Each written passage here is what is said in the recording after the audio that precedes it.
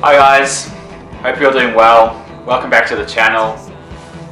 Today I'm going to be focusing on one album in particular, which is the Dunedin Double, released in March 1982. The Dunedin Double contains two 45 RPM discs, so it's sort of called an EP, even though in total it's about 50 minutes long, being four sides from four bands basically. It was, for these artists, the first recorded output by them, so it was, the catalogue number is on this is DUN1, Dunedin 1. And yeah, the sixth release preceding it was the Chills Rolling Moon single, which you'll be able to see behind me here. It's sort of become known as the Dunedin Double EP, but technically at the time of release it was just untitled, didn't really have a name. It sort of was the beginning of the Dunedin sound as we come to know it. Four sides, four bands, three tracks each.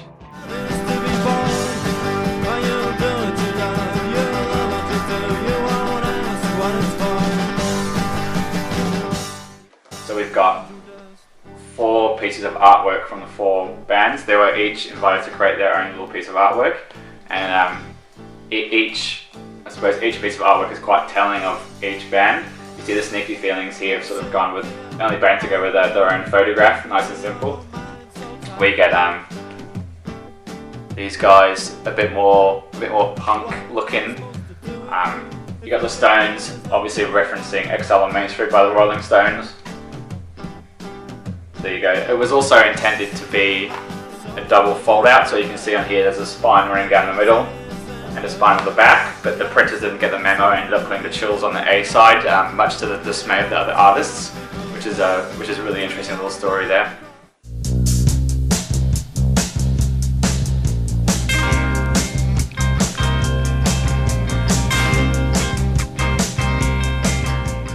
So the Dunedin Double EP was recorded in probably not the most ideal conditions, or I suppose you could say the most ideal conditions in terms of the bands getting the most out of their environment. It was recorded over 2 weekends in sort of two dingy, cold, wet flats in Christchurch. So I think one of the flats was owned by Paul Keane, who was playing in Toy Love at the time, and I think he went on to work with the Bats a bit later on. So it was recorded on a portable 4-track, which, as you can probably imagine, is a very simple, primitive way of recording, by Chris Knox and Doug Hood. I think Chris Knox's role was more to sort of rally the bands and inspire them and motivate them to make this amazing music, and Doug took care of the recording process. This album was recorded over 2 weekends, so you had the Chills and the Stones came up the first weekend, and to cover their own costs to travel up from Dunedin to Christchurch, they ended up booking gigs in town, and then the following weekend you had the Verlaines and the Stones recording together. So for the four bands on the Dunedin Double EP, this was their first time recording in any form basically, so they didn't really know what to expect or what to do. They were in these terrible conditions, in these cold, wet flats. It was a really weird space to record in. There's a story that the Sneaky Feelings were trying to record a tambourine and ended up being too loud in the mix, so they ended up sending someone who was playing tambourine to sit in a different room and hide under a mattress to get the sound to be not as loud, so it could sit back in the mix. You know, very primitive stories, very rough conditions, and I guess that helped sort of as a catalyst, you know, to get this album out, and really captures the spirit of the record. And perhaps you'll smile at me, loving my kaleidoscope world. The stars and planets just align on by, cold patient like a white. So in the last video I mentioned the clean has been a really important factor in a lot of bands sprouting up across Christchurch. All four bands on this Dunedin Double had formed as a result of seeing the Clean play live. It's a really interesting mix of bands on this EP, and between them there's quite a different levels of experience. You get Martin Phillips and the Chills, he being the most experienced to record. He'd done the organ line on Tally Ho by the Clean. When the album was finally released, it ended up launching the careers of the four bands, the Sneaky Feelings, the Chills, the Verlaines and the Stones. Ended up being a huge influence on a lot of local bands and inspired a lot of people to start up their own garage bands across New Zealand. Roger Shepherd, the founder of Flying Nun, had seen these bands playing across different venues across the South Island, decided to give them all a bit of a chance of fame. We had four bands, four sides, 3 tracks, and the outcome is obviously a bit of a masterpiece in my opinion.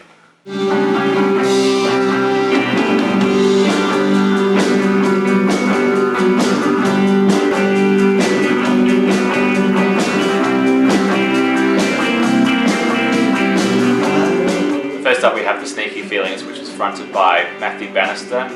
You may recognise the title Sneaky Feelings. It was sort of taken from a track from, if you know Elvis Costello, his album My Aim Is True had a track on there called The Sneaky Feelings, which is where they got that from. As a band, they were probably the most sophisticated band out of the four in terms of their writing style, but I guess they were definitely influenced by maybe like the Byrds and the Beatles, and you can definitely hear that more 60s jangle sound throughout their 4 tracks.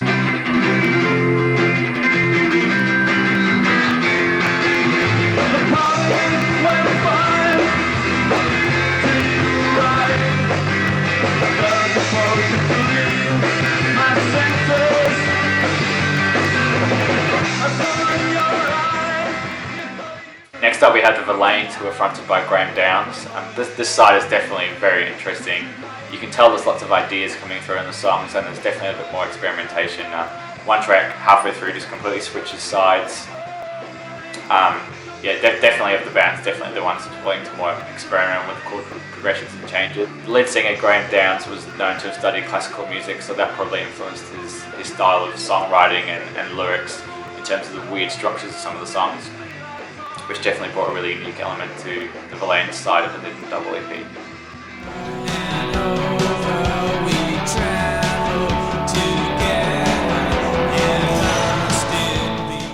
The next band up, the Stones, they're probably very different to the Verlaines in terms of they had a more rough, macho rock sound to it. And there was this one track which I really like called Down and Around, which you can hear in the background.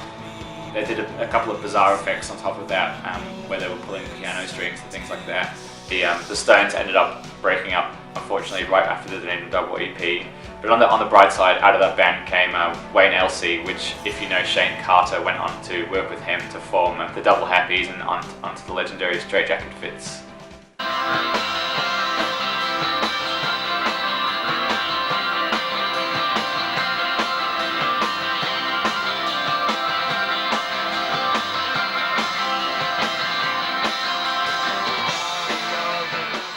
Alright, the last band brings us to the Chills. For me, I've saved the best till last. This is my favourite side of the 4 by far. We've now got legendary songs such as Kaleidoscope World, Satin Doll, Frantic Drift, amazing pieces of music, and you can tell the songcraft behind it, and you can really tell that Martin Phillips, who had actually toured with The Clean previously and he had a band before the Chills called The Same, so he really brought a rich sense of songwriting and structure and the ability to craft these perfect pop songs, for me, make this side absolutely stand out.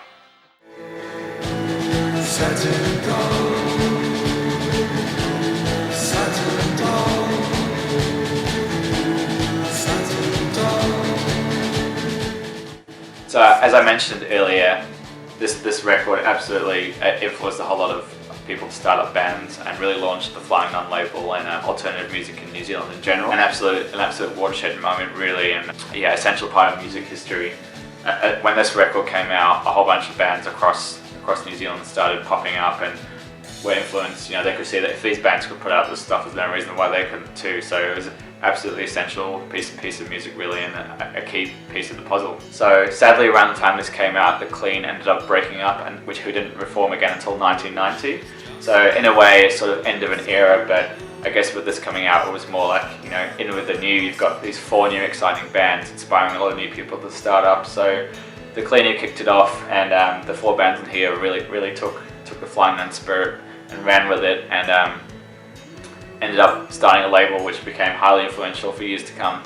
So that brings us to the end of the video. Hopefully I've shared a bit of knowledge and I can get across to you guys just how important and how cherished this record is for me.